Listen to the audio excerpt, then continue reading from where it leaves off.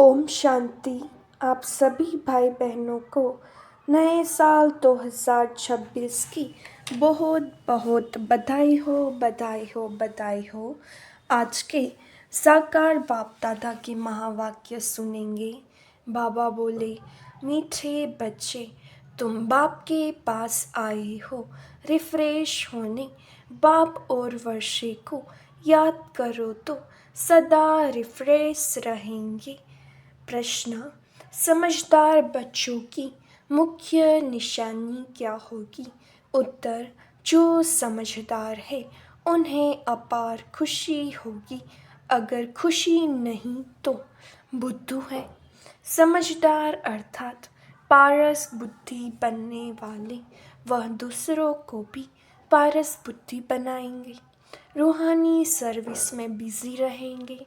बाप का परिचय देने बिगर रह नहीं सकेंगे। ओम शांति।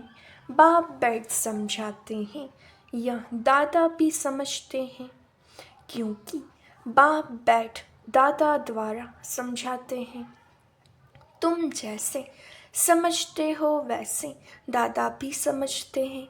दादा को भगवान नहीं कहा जाता, यह है भगवानुवाच। बाप मुख्य क्या समझाते हैं कि देही अभिमानी बनो। यह क्यों कहते हैं? क्योंकि अपने को आत्मा समझने से हम पतित पावन परमपिता परमात्मा से पावन बनने वाले हैं। यह बुद्धि में ज्ञान है, सबको समझाना है। पुकारते भी हैं कि हम पतित हैं। नई दुनिया पावन जरूर ही होगी। नई दुनिया बनाने वाला, स्थापन करने वाला बाप है। उनको ही पतित पावन बाबा कह बुलाते हैं। पतित पावन साथ में उनको बाप कहते हैं। बाप को आत्माएं बुलाती हैं, शरीर नहीं बुलाएगा। हमारी आत्मा का बाप पारलौकिक है, वही पतित पावन है। यह तो अच्छी रीति याद रहना चाहिए। यह नई दुनिया है या पुरानी दुनिया है, यह समझ तो सकते हैं ना। ऐसे भी बुद्धू हैं जो समझते हैं हमको सुख अपार है, हम तो जैसे स्वर्ग में बैठे हैं। परंतु यह भी समझना चाहिए कि कलयुग को कभी स्वर्ग नहीं कह सकते। नाम ही है कलयुग, परंतु पुरानी पतित दुनिया। अंतर है ना। मनुष्यों की बुद्धि में यह भी नहीं बैठता। बिल्कुल ही जड़ी भूत अवस्था है। बच्चे नहीं पढ़ते हैं तो कहते हैं ना कि तुम तो पत्थर बुद्धि हो। बाबा भी लिखते हैं, तुम्हारे गांव निवासी तो बिल्कुल पत्थर बुद्धि है। समझते नहीं हैं क्योंकि दूसरों को समझाते नहीं हैं। खुद पारस बुद्धि बनते हैं तो दूसरे को भी बनाना चाहिए, पुरुषार्थ करना चाहिए। इसमें लज्जा आदि की तो बात ही नहीं। परंतु मनुष्यों की बुद्धि में आधा कल्प उल्टे अक्षर पड़े हैं तो वह भूलते नहीं हैं। कैसे भुलाएं? भुलवाने की ताकत भी तो एक बाप के पास ही है। बाप बिगर यह ज्ञान तो कोई दे नहीं सकते। गोया सब अज्ञानी ठहरे, उनका ज्ञान फिर कहाँ से आए? जब तक ज्ञान सागर बाप आकर न सुनाए। तमो प्रधान माना ही अज्ञानी दुनिया, सतो प्रधान माना देवी दुनिया। फर्क तो है ना। देवी देवताएं ही पुनर्जन्म लेते हैं, समय भी फिरता रहता है, बुद्धि भी कमजोर होती जाती है। बुद्धि का योग लगाने से जो ताकत मिले वह फिर खलास हो जाती है। अभी तुमको बाप समझाते हैं तो तुम कितने रिफ्रेश होते हो। तुम रिफ्रेश थे और विश्राम में थे। बाप भी लिखते हैं ना, बच्चों आकर रिफ्रेश भी हो जाओ और विश्राम भी पाओ। रिफ्रेश होने बाद तुम सतयुग में विश्रामपुरी में जाते हो। वहाँ तुमको बहुत विश्राम मिलता है। वहाँ सुख शांति संपत्ति आदि सब कुछ तुमको मिलता है। तो बाबा के पास आते हैं रिफ्रेश होने, विश्राम पाने। रिफ्रेश भी शिव बाबा करते हैं, विश्राम भी बाबा के पास लेते हो। विश्राम माना शांत, थक कर विश्रामी होते हैं ना। कोई कहाँ जाते हैं विश्राम पाने। उसमें तो रिफ्रेशमेंट की बात ही नहीं। यहाँ तुमको बाप रोज समझाते हैं तो तुम यहाँ आकर रिफ्रेश होते हो। याद करने से तुम तमो प्रधान से सतो प्रधान बनते हो। सतो प्रधान बनने के लिए ही तुम यहाँ आते हो। उसके लिए क्या पुरुषार्थ है। मीठे मीठे बच्चे, बाप को याद करो। बाप ने सारी शिक्षा तो दी है। यह सृष्टि चक्र कैसे फिरता है, तुमको विश्राम कैसे मिलता है, और कोई भी यह बातें नहीं जानते तो उन्हों को भी समझाना चाहिए, ताकि वह भी तुम जैसा रिफ्रेश हो जाए। अपना फर्ज ही यह है सबको पैगाम देना। अविनाशी रिफ्रेश होना है, अविनाशी विश्राम पाना है। सबको यह पैगाम दो, यही याद दिलाना है कि बाप को और वर्षे को याद करो। है तो बहुत सहज बात। बेहद का बाप स्वर्ग रचते हैं, स्वर्ग का ही वर्षा देते हैं। अभी तुम हो संगम युग पर। माया के श्राप और बाप के वर्षे को तुम जानते हो। जब माया रावण का श्राप मिलता है तो पवित्रता भी खत्म, सुख शांति भी खत्म, तो धन भी खत्म हो जाता है। कैसे धीरे धीरे खत्म होता है, वह भी बाप ने समझाया है। कितने जन्म लगते हैं। दुख धाम में कोई विश्राम थोड़े ही होता है, सुख धाम में विश्राम ही विश्राम है। मनुष्यों को भक्ति कितना थकाती है। जन्म जन्मांतर भक्ति थका देती है, कंगाल कर देती है। यह भी अब तुमको बाप समझाते हैं। नए नए आते हैं तो कितना समझाया जाता है।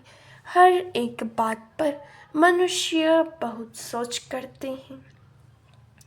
समझते हैं कहाँ जादू न हो। अरे तुम कहते हो जादूगर, तो मैं भी कहता हूँ जादूगर हूँ। परंतु जादू कोई वह नहीं है जो भेड़ बकरी आदि बना देंगे। जानवर तो नहीं है ना। यह बुद्धि से समझा जाता है। गायन भी है। सूरमंडल के साजरे इस समय मनुष्य जैसी रीढ़ मिसल है। यह बातें यहाँ के लिए हैं, सतयुग में नहीं गाते। इस समय का ही गायन है। चंडिका का कितना मेला लगता है। पूछो वह कौन थी, कहेंगे देवी।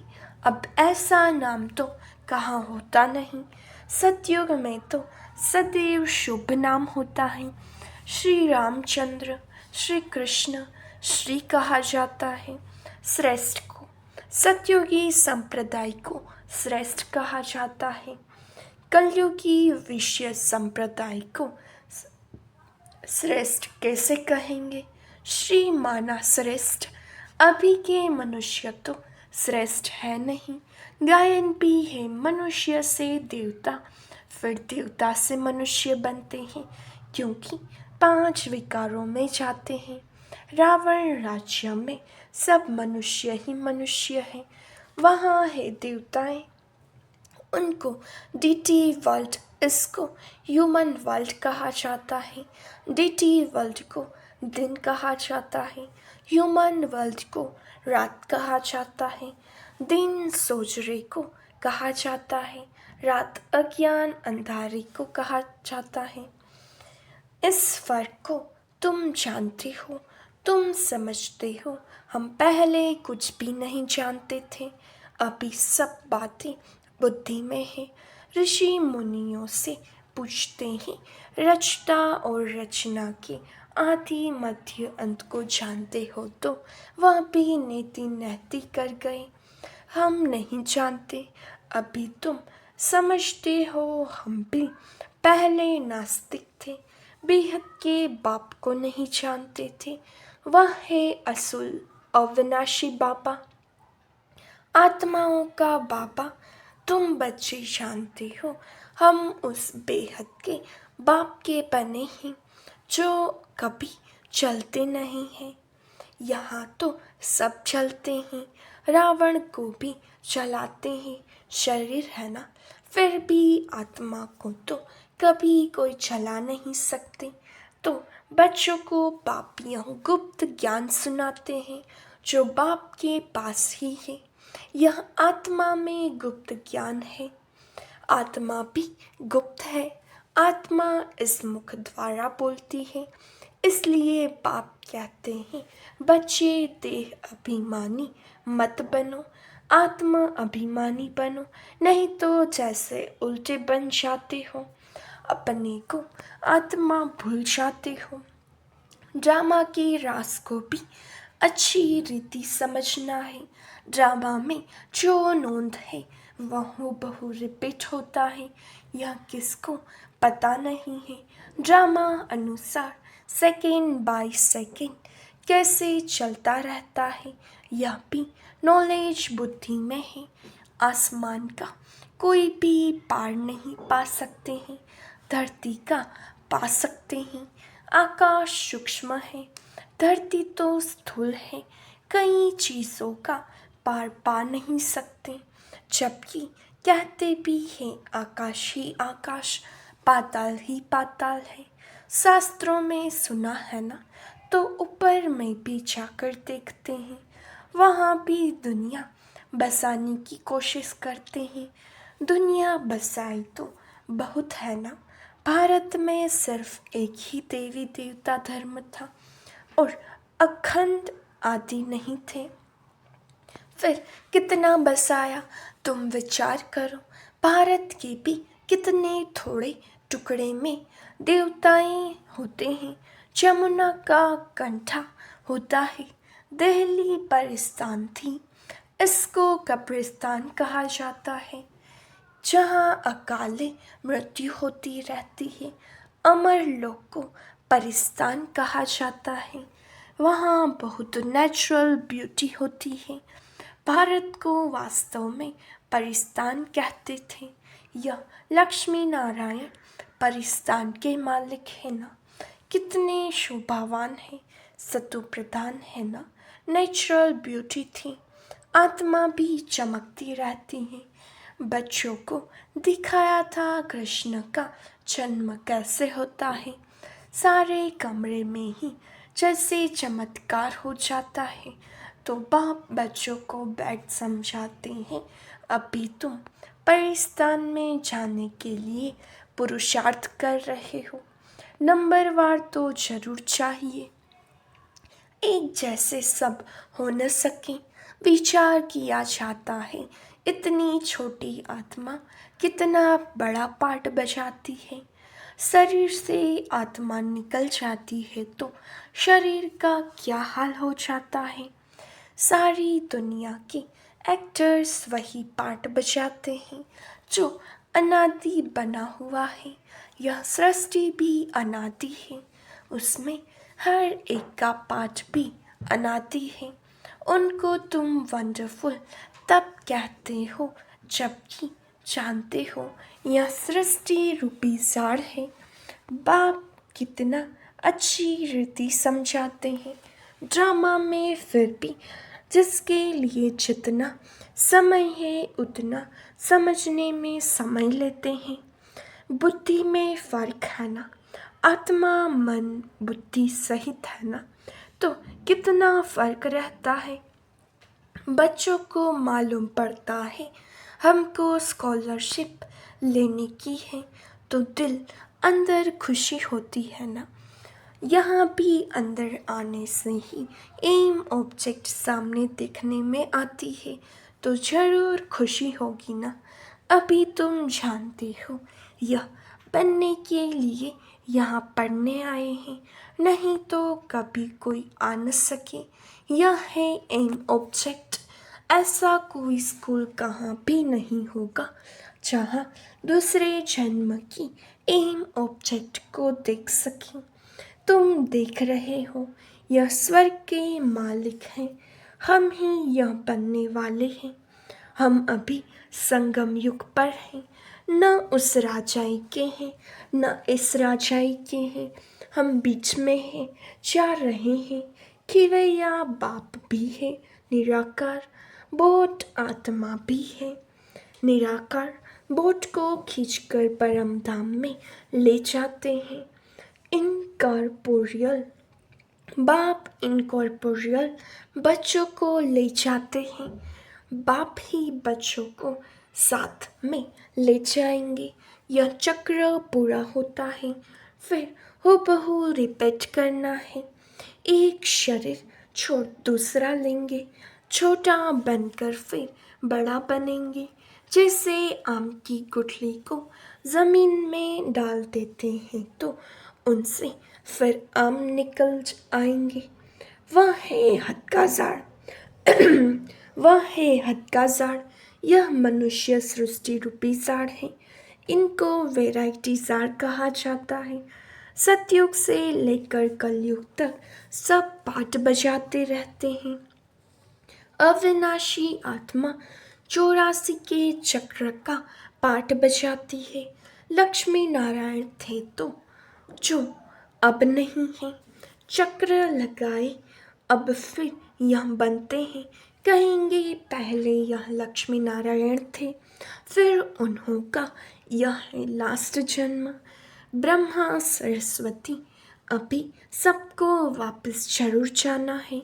स्वर्ग में तो इतने आदमी थे नहीं, न इस्लामी न बौद्धी, कोई भी धर्म वाले एक्टर्स नहीं थे सिवाय देवी देवताओं के। यह समझ भी कोई में नहीं है। समझदार को टाइटल मिलना चाहिए ना। जितना जो पढ़ता है नंबरवार पुरुषार्थ से पद पाता है। तो तुम बच्चों को यहाँ आने से ही यह एम ऑब्जेक्ट देख खुशी होनी चाहिए। खुशी का तो पारावार नहीं। पाठशाला व स्कूल हो तो ऐसा है कितनी गुप्त परंतु जबरदस्त पाठशाला है। जितनी बड़ी पढ़ाई उतना बड़ा कॉलेज। वहाँ सब फैसिलिटीज़ मिलती है। आत्मा को पढ़ना है, फिर चाहे सोने के तख्त पर चाहे लकड़ी के तख्त पर चढ़े। बच्चों को कितनी खुशी होनी चाहिए, क्योंकि शिव भगवान वाच है ना, पहले नंबर में है यह विश्व का प्रिंस। बच्चों को अब पता पड़ा है कल्प कल्प बाप ही आकर अपना परिचय देते हैं। मैं इनमें प्रवेश कर तुम बच्चों को पढ़ा रहा हूँ। देवताओं में यह ज्ञान थोड़े ही होगा। ज्ञान से देवता बन गए, फिर पढ़ाई की दरकार नहीं। इसमें बड़ी विशाल बुद्धि चाहिए समझने की। अच्छा, मीठे मीठे सिखिलते बच्चों प्रति माता पिता बाप दादा का याद प्यार और गुड मॉर्निंग। रूहानी बाप की रूहानी बच्चों को नमस्ते। हम रूहानी बच्चों की रूहानी बाप दादा को याद प्यार नमस्ते, गुड मॉर्निंग, ओम शांति। शुक्रिया पापा, शुक्रिया।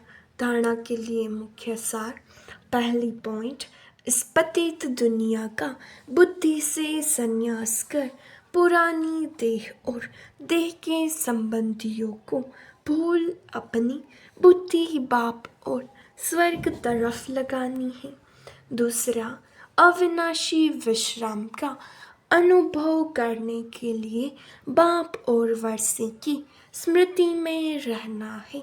सबको बाप का पैगाम दे रिफ्रेश करना है। रूहानी सर्विस में लज्जा नहीं करनी है। वरदान संगठन में एक मत और एक रस स्थिति द्वारा सफलता प्राप्त करने वाले सच्चे स्नेही भव। संगठन में एक ने कहा, दूसरे ने माना, यह है सच्चे स्नेह का रिस्पॉन्ड। ऐसे स्नेही बच्चों का एग्जाम्पल देख और भी संपर्क में आने के लिए हिम्मत रखते हैं। संगठन भी सेवा का साधन बन जाता है। जहाँ माया देखती है कि इनकी यूनिटी अच्छी है, घेराव है, तो वहाँ आने की हिम्मत नहीं रखती। एक मत और एक रस स्थिति के संस्कार ही सतयुग में एक राज्य की स्थापना करते हैं। स्लोगन कर्म और योग का बैलेंस रखने वाले ही सफल योगी हैं। संगम युगी सर्व तीव्र पुरुषार्थी भाई बहनों को नए युग के साथ नए वर्ष की बहुत बहुत शुभ बधाइयाँ। नए वर्ष का यह पहला जनवरी मास मीठे साकार बाबा की स्मृतियों का मास है। हम सभी बाबा के बच्चे अव्यक्त वतन की सूक्ष्म लीलाओं का अनुभव करने तथा स्वयं को ब्रह्मा बाप समान संपन्न व संपूर्ण बनाने के लिए पूरा ही मास अपनी बंधन मुक्त जीवन मुक्त स्थिति को बनाने के लिए मन और मुख का मौन रखें। बुद्धि बल से अव्यक्ति वतन की शेयर करें। इसी लक्ष्य से इस मास के अव्यक्ति इशारे भेज रहे हैं। अव्यक्त इशारे इस अव्यक्ति मास में बंधन मुक्त रह जीवन मुक्त स्थिति का अनुभव करो। बाप दादा चाहते हैं मेरा एक एक बच्चा मुक्ति जीवन मुक्ति के वर्षे के अधिकारी बने। अभी के अभ्यास की सतयुग में नेचुरल लाइफ होगी, लेकिन वर्षे का अधिकार अभी संगम पर है। इसलिए अगर कोई भी बंधन खींचता है तो कारण सोचो और निवारण करो। अच्छा, ओम शांति।